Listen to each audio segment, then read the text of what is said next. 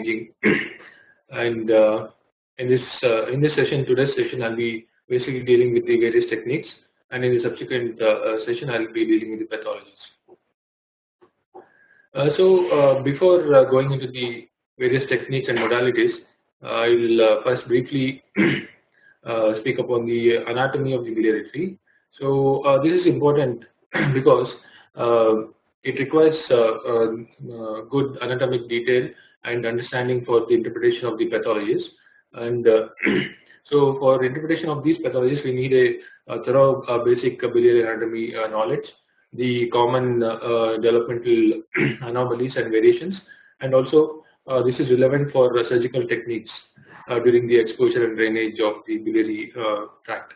So consequently, the surgical and the radiologic anatomy are goes parallel to each other. So this is one other point, so that we should know the anatomy thoroughly.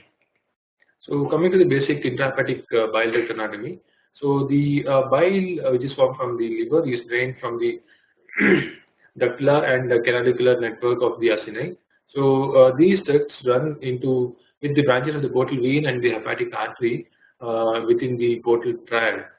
So the smallest interlobular ducts join to form the septal bile ducts, and these unite to form the left and right hepatic ducts.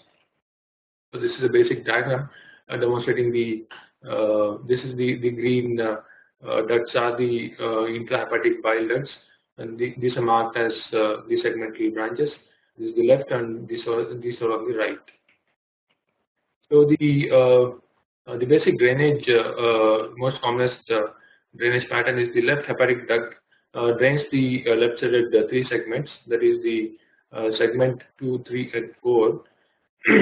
And the right duct drains the 5, 6, 7, and 8 ducts, whereas the caudate lobe, which is named as the first lobe, usually drains as a variable drainage pattern, but in the majority of the cases, it drains into the both right and the right, as well as, I'm sorry, this is the right as well as the left hepatic ducts.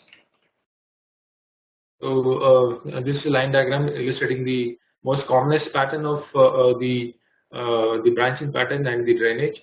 So like I said, the left ducts are the second, third, and fourth, and the right side is the 5, 6, 7, and 8, and the first, the caudate lobe drains into the main left and the right hepatic ducts.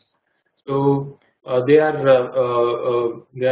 described according to the Haley and Schroy pattern of branching, to which can be applied our coordinate system for the numbering of the segments. There are various variations in the biliary branching pattern. The commonest are these three on the left-hand side, marked A, B, and C, wherein there is trifurcation. There is the right anterior sectorial duct and the right posterior sectorial duct. They, instead of they joining and forming the right hepatic duct, they can go directly and join with the left hepatic duct to form a common trunk.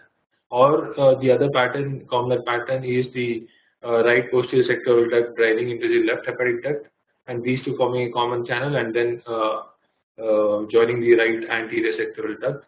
The other commoner pattern is the right anterior sectoral duct draining into the left side, and these forming common channel, and then joining the right posterior duct.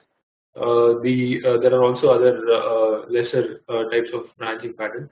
These branching patterns are important because we need to guide the surgeon based on imaging findings, so that while doing the draining procedures or intraoperatively, there shouldn't be any inadvertent complications. Now coming to the extrahepatic bile duct anatomy. The right and the left main hepatic ducts, like I just showed,